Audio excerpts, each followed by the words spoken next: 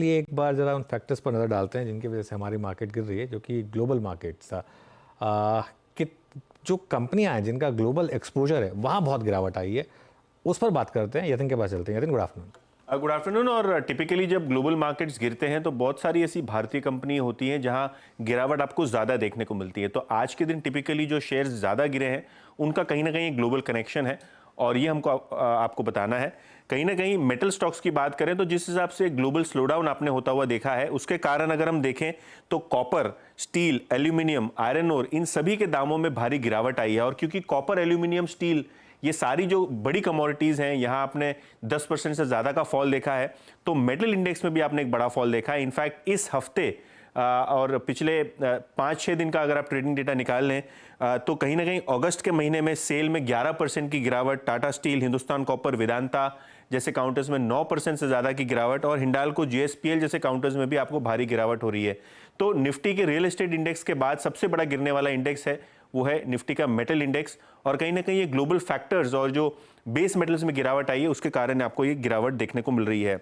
दूसरा जो बड़ा सेक्टर होता है वो जनरली जहां एक प्रेशर आता है वो ऑटो एंसिलरीज, मदरसन सुमी, भारत फोर्ज, सोना कॉमस्टार, इन सब स्टॉक्स को अगर आप देखें तो एक बड़ा करेक्शन ऊपर के लेवल से आया है। इनफैक्ट आज मदरसन सुमी की बात करें तो इनका एक बड़ा एक्सपोजर अमेरिकन मार्केट्स और ईयू मार्केट्स में है जहां एक स्लोडाउन की बातें हो रही हैं। इनफैक्ट अगर हम टॉप कस्टमर्स देखें मदरसन सुमी के तो लगभग 11% इनका रेवेन्यू आता है मर्सिडीज से, ऑडी, फोक्सवैगन और मारुति जैसे काउंटर्स से इनको 9 से 10% के आसपास का रेवेन्यू आता है, और बीएमडब्ल्यू से भी इनको लगभग 5% का बिजनेस आता है।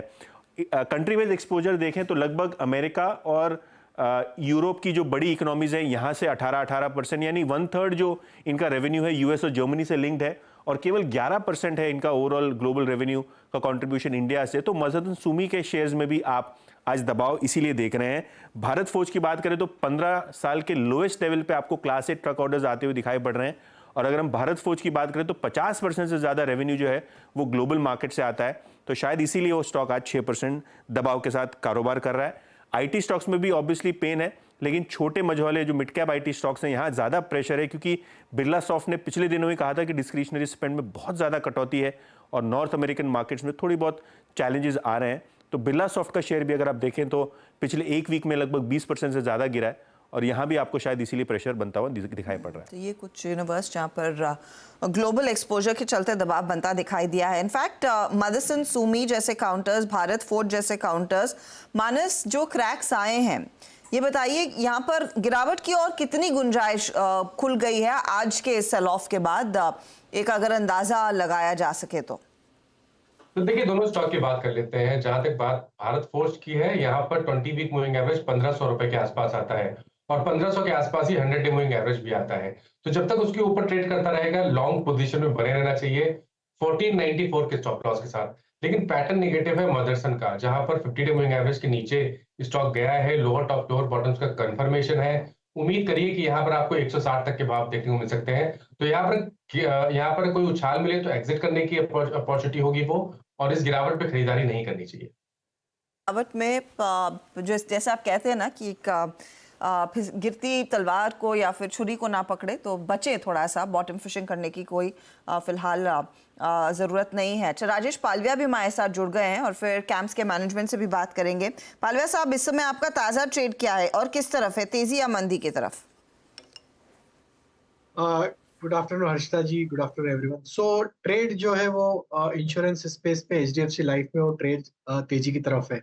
स्टॉक को अगर हम देखें तो इस वॉलेटाइल मार्केट में भी एक स्टेबल स्ट्रक्चर यहाँ देखने को मिला, और स्टॉक डे हाई की तरफ ही अपने आप को होल्ड आउट करते हुए दिख रहा है। जिस तरीके से इसके ओवरऑल स्ट्रक्चर बने हुए, हमें लगता है एचडीएफसी लाइफ में यहाँ पे एक मोमेंटम कंटिन्यू होते हुए दिखेगा। मार्केट भी कहीं ना कहीं 24,000 के आसपास स्टेबल होने की कोशिश करते हुए दिख रहे हैं।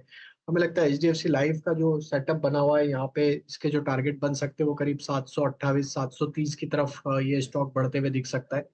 तो यहाँ पे बाई किया जा सकता है। स्टॉप लॉस रखेंगे करीब 701 रुपए के आसपास।